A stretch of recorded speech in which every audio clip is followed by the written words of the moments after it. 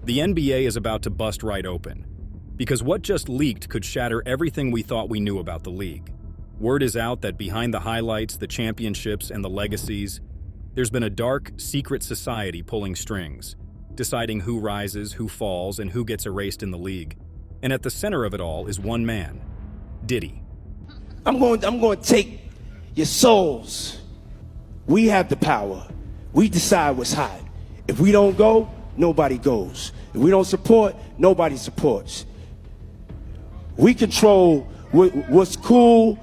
Oh, and even that is just a tiny part of all of this. Because by the end of this video, you're going to see how some of your favorite NBA players actually got to where they are today. And I promise you, these are names you would never expect. See, this isn't your typical Diddy story. I mean, by now, even kids in some random town in India have heard of him, because Sean Diddy Combs wasn't just a music mogul. He was everywhere. Fashion, media, and yeah, his weird parties. But behind all that shine was a much darker world that barely anyone knew about. And I mean barely. A dark underworld where decisions about people, careers, and reputations are made. By him. And if you think that stops at music, think again, because his reach extended deep into the NBA. You've probably heard stories about players being weirdly close to him, spotted courtside with him, laughing and joking. But there's a web of influence and control that goes beyond friendship. His parties were highly orchestrated events that he called Freakoffs, but hey, we'll dive into that in much more detail later in this video. For now, the main question is this: if Diddy's underworld organization controlled music, fashion, media, and nightlife, why wouldn't it extend into the NBA? Think about it. Basketball is a world of image, reputation, and access. One viral photo or one scandal, and suddenly your whole narrative shifts. And hey, there's also the part where people have speculated that he plays for the other team, if you catch my drift. Which brings me to this question. How come all of Diddy's endeavors are industries where there's a lot of men and a lot of masculinity? I mean, hip-hop and the NBA? Plus, check this out. T-Dot, what's up, 6 God? Drake, what up, baby? Yeah, we coming, baby. And have you seen how weird he is around dudes? Like this, Daddy. Yeah, where you put my bag? Daddy, I like when you right scrambling here, and scraping for shit. No, I like that. I remember I got an invite from you once. This is true. You used to have these crazy parties, and one invite was it self-destructed. After it was you talking, and it said you gave us the information of where the party was, and then it said this message was self-destruct. I'm very high concept. He's sending letters that self-destruct to other men? Yeah, I don't know about you, but that was already enough for me to conclude. And trust me, the deeper we go, the weirder it gets. You won't believe the NBA players caught in this web, the parties, the leaks, and yes, the facts that prove how deep this went. Take LeBron James, for example. You've probably seen that clip floating around this one. Hey, everybody know ain't no party like a Diddy party, so. Yeah, that's what's up. Yeah. That's up. That's funny on the surface, right? Yeah, but dig deeper and the pattern becomes obvious. I mean, what even is this? Imagine you see a picture tomorrow of Jordan or Kobe or Magic Johnson wearing a maid's dress. See how impossible that sounds? Yeah.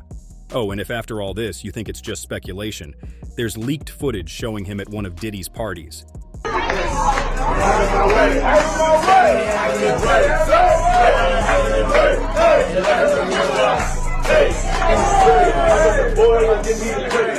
Some NBA fans even pointed out a pattern that shows the hand placement whenever Diddy and LeBron were in public together.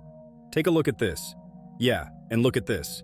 Now, I'm not trying to tell you what to believe, but come on, man. It's right there for you to see. These guys aren't even hiding it anymore. By the way, do you know that to get into organizations like this, you have to perform a humiliation ritual where the people in control use public embarrassment as a way to control people? Like, once someone has been compromised, that's when you start seeing them with the weird feminine outfits and just generally doing embarrassing stuff, almost like they are puppets with their strings being pulled. But this isn't just about rumors or visuals, because it's not just LeBron. Wade and his wife, Gabrielle Union, didn't just attend Diddy's parties. They took it further, and even hosted all-white parties that were modeled after his freak-offs. In fact, there's footage of Diddy and a child reading their names off a guest list in 2022. Peter Wilson. Gabrielle Union. Dwyane Wade. Add to that the testimony of insiders like Richard Von Houtman, Wade's former business partner, who described multiple weekly parties that Wade hosted with excessive amounts of alcohol and the white powder. If you know, you know. Now, who else hosts secret parties that have exactly those same items? Yeah, the diddler himself. Of course, when these details came out, Wade sued Von Houtman for libel, which brings us to wonder, why was Wade trying to shut him up? What exactly was he trying to stop the public from hearing? Now here's another fact. Over 3 decades, Diddy reportedly attended 33 NBA games, mostly in Miami, Los Angeles, New York, and New Jersey. And somehow, these 33 games all happened on nights when a select group of NBA players were on the court. These players were LeBron James, Wade, Lamar Odom, Gilbert Arenas, Rajon Rondo, and Derek Fisher. But that's not all. Some analysts have conducted deep research and thoroughly gone over game logs and stats, and pointed out that in games where Diddy was reportedly present, these players' performances were significantly better. LeBron, for instance, across 6 games Diddy attended, he averaged 32.7 points, 8 rebounds, and 7.7 assists compared to 27.1 points, 7.5 rebounds, and 7.4 assists when Diddy wasn't on the court watching him. It's almost like he was trying to impress someone. You know that energy that comes when you want to show off for a crush, a mentor, or someone in power? Exactly. Remember that monster game where LeBron scored 52 points against the Knicks in 2009? Guess who was right there, sitting courtside? And some of his fans will clearly come out and say it's a coincidence? Yeah, sure. And that's just the tip of the iceberg. The deeper you dig, the more you see how things stop feeling like coincidence, and the pattern becomes a lot more obvious between the NBA players Diddy supported, their connection to his organization, and how that helped their standing in the NBA. For this video, we will call this group of players the Diddlers. Remember how we talked about Wade doing his version of Diddy's Freakoffs and even getting invited? Well, it wasn't just the parties and meetings, it became obvious in the numbers. In 7 games that Diddy attended, Wade's performance compared to his regular career averages looked like this. First off, his points differential is plus 2.3, meaning that on average, Wade scored 2.53 more points per game in games Diddy attended than his regular numbers. He even had a lot more rebounds, assists, turnovers, blocks, and steals in those 7 games that Diddy attended. Now, statistically speaking, a plus 2.53 point differential might not look like a career night, but when it's consistent across 7 games tied to one man, well, you've got to wonder. Was Wade trying to impress Diddy? I mean, maybe basketball wasn't the only ball he handled those nights. But let's move to someone whose connection with Diddy ran deeper, Paul Pierce. Before we even look at the numbers for Pierce, we've got to understand that Paul Pierce was one of the most respected players of his generation, a 10-time All-Star, a Finals MVP, and had a Hall of Fame career. But after retirement, he moved into broadcasting, landing a gig as an NBA analyst with ESPN on shows like The Jump and NBA Countdown in 2017. This was a man who, to some extent, had a very strong legacy as a player. Then all of a sudden, April 2021 came, and it came with the kind of off-court moment that became one of the biggest viral NBA stories of the year. Pierce was hosting what appeared to be a private party, and rather than just keep it in the moment, he went on Instagram Live, and in the video, he's clearly seen partying with substances you shouldn't be putting out in public. I mean, just see for yourself. Come on, man. On you, bro. What you do? What's the part? Hanukkah, you should be here. But that was not even the weird part. The part that got people's attention the most were the adult entertainers and exotic dancers who were present at the party. Remember when Wade modeled his party exactly like Diddy's Freakoffs? Yeah. Do you now see the pattern? And this wasn't just another random scandal, because that video went viral fast, and ESPN, which is owned by Disney and was bound by strict morality clauses in their contracts, decided that this was enough to sever ties with him. And just a few days after the video spread online, Paul Pierce was fired. What did I say about the humiliation rituals earlier? Yeah, exactly. But Pierce himself has tried to defend himself on podcasts and interviews, saying things like he got fired for having some entertainment and asking what he did wrong, as if what we saw was just a random night of fun. He even went on and said that he didn't realize Instagram Lives could be recorded and reposted. Yeah, right. But here's where the fans started to piece the puzzle together. Pierce has been publicly loyal to Diddy for years. They brought out tweets where he called Diddy his boy. And then, almost like there was a secret fallout between them, Just 4 days after Diddy's house was raided by the FBI early this year, Pierce suddenly flipped and started throwing shade at Diddy and aligning himself publicly with Diddy's longtime enemy, Suge Knight. Now for context, Suge Knight was Tupac's label boss and right-hand man, and he is the same man who was allegedly linked to the death of Biggie, one of Diddy's most famous former artists, and Tupac's greatest enemy and rival. But guess what? Recent updates from 50 Cent's newly released documentary on Diddy shows that Diddy was involved in the death of Biggie. So why would he switch camps that quickly? If that doesn't give you a glimpse into Diddy's dark world of alliances, reputations, and hidden associations controlling the NBA, I honestly don't know what does. But here's where it gets wild with the numbers on the court.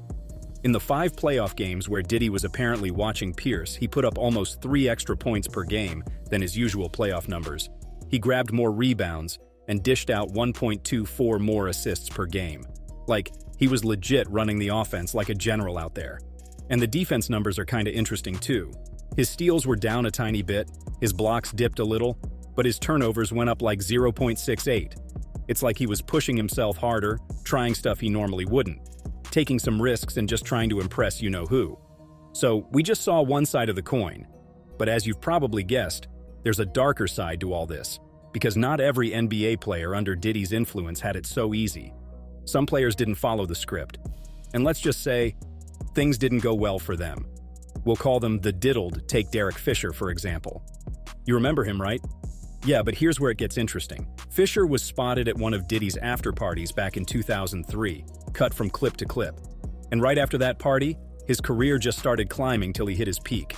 It was around that period that he started averaging 10.5 points, 3.6 assists, and 1.13 steals per game, and was even ranked 13th in the NBA in three-point percentage. Fast forward to the 2003 playoffs, and he was putting up 12.8 points per game. In fact, things were so good for him that he was instrumental to the Lakers' back-to-back titles in 2009 and 2010.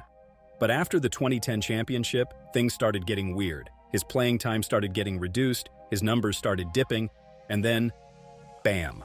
All of a sudden, the Lakers traded him. And this isn't just a coincidence, because around the same time, he was apparently having issues with Kim Porter, Diddy's partner back then. So you mean to tell me that the guy who helped the Lakers win back-to-back titles was suddenly traded and eventually started struggling in the other teams, right around the time he was having issues with Diddy's partner, and right around when Diddy started showing up to his games, and that was all just random? Now hold that thought, because there's also the case of Rajon Rondo, and this one's even wilder. On June 15, 2010, Diddy attended a Celtics vs. Lakers game where Rondo was playing. Less than 3 weeks later, a leaked video showed Rondo leaving a 4th of July party hosted by Diddy at Harrah's Resort in Atlantic City.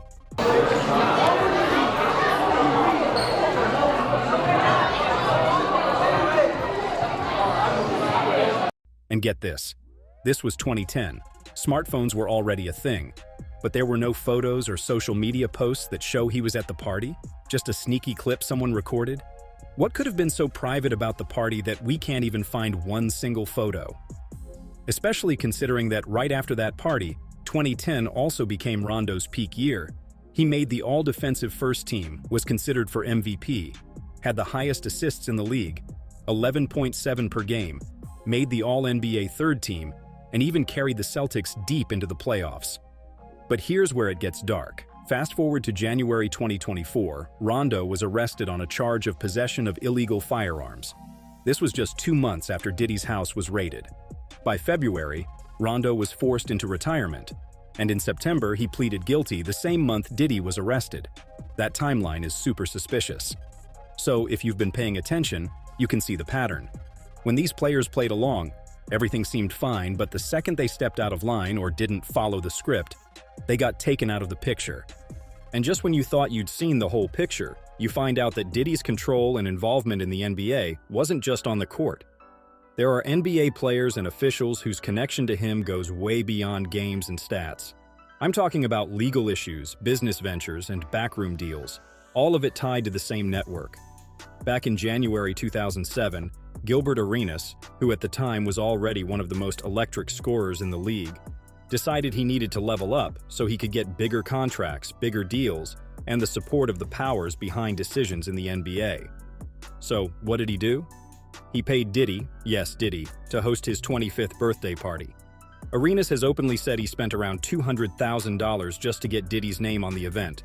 And overall, the party reportedly cost upwards of $1 million to $2 million when you include private flights, club buyouts, celebrity guests, and over-the-top production. Well, I don't know if you noticed, but that wasn't a random event. That was his ticket into the organization. He wanted to boost his NBA career, so he staged the biggest party in NBA history as a publicity stunt. And guess what? It worked. The result of that party was that Arenas was able to beat Vince Carter in the All-Star fan voting that season and secure a starting spot in the 2007 NBA All-Star Game. And that All-Star status then gave him major leverage in renegotiating his Adidas deal and turned it from just another athlete signing to a $40 million deal. That's to show how much control Diddy had. Oh, and Arenas was also arrested this year on charges relating to an illegal poker ring that was connected to an Israeli organized crime group. Former NBA star Gilbert Arenas has been arrested and is now facing federal charges for allegedly running an illegal gambling ring out of his San Fernando Valley home. And it's not even just the players. Diddy has tried and has been trying to get his claws on the business side of the NBA as well. Okay, so first off, Diddy straight up wanted to own an NBA team in 2003. And he didn't sneak this one under the radar. He publicly said he wanted to buy the New York Knicks because he thought the team was kind of falling apart and needed new blood. He even went on national radio talking about putting himself in the game, like actually running the team and turning it around. Did it happen? Nah. The Knicks weren't selling, and Diddy didn't have enough control at that time to force them to sell. Then you've got Ciroc Vodka. In 2013, the NBA officially partnered with his brand for a multi-year marketing deal. And this wasn't just slapping a logo on some ads. The campaign was called The Toast of the NBA and put Ciroc right at the center of NBA lifestyle content, All-Star Weekend activations, playoff promos, all of that. Basically, Diddy's brand was at every event the NBA hosted. And don't even sleep on the All-Star weekends. For years, his brands, Ciroc, Sean John, DeLeon Tequila, and Revolt TV were everywhere during All-Star Week, long before networks were even really promoting league sponsorships. But if we want to make this darker, let's talk about 1991. He was 22 and still building his name, so he co-promoted a so-called charity basketball game at City College of New York. But to get this, they purposely gave entry to more people than the venue could take, and it ended in a stampede that killed 9 people and injured 29. The lawsuits followed, and he paid a $750,000 settlement. They could find no way out. And he said, Diddy said, that's when he became famous. But if you don't understand who Diddy actually was from the start, then you won't get how he ended up with the kind of power and influence he did.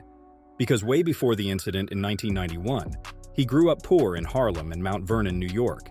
And from the jump, he was always overambitious, and that landed him an internship at Uptown Records, where he was hired as a producer. In 1993, after getting fired by Uptown, he did something a lot of aspiring music executives only dream about. He founded his own label, Bad Boy Records, the same Bad Boy Records responsible for signing the Biggie. And if you were a big 90s hip-hop fan, you know how that whole situation went with Tupac and Suge Knight. Oh, by the way, this was Diddy and Biggie in an interview.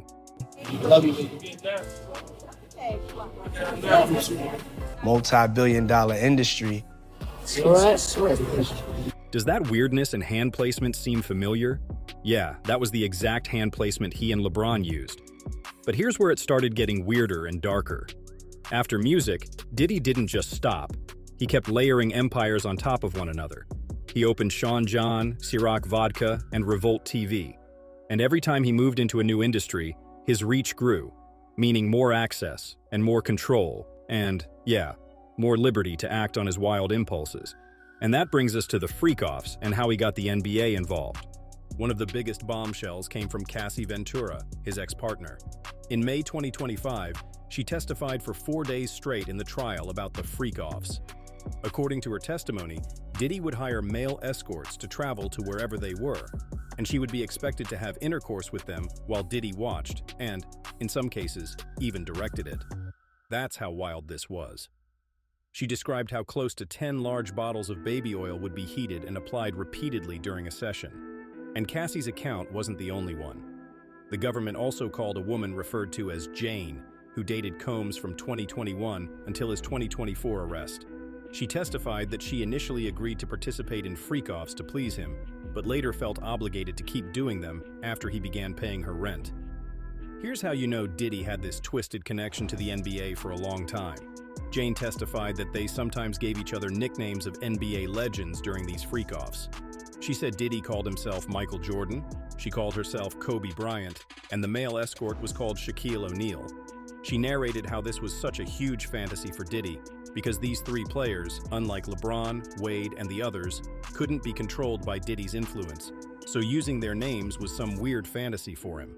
And for the longest, he got away with everything, until September 2024, when federal agents arrested him, and on the 3rd of October 2025, the judge sentenced him to 50 months in prison, a $500,000 fine, and supervised release. So basically, for all the crimes and allegations that were thrown at him, he got just 4 years in jail.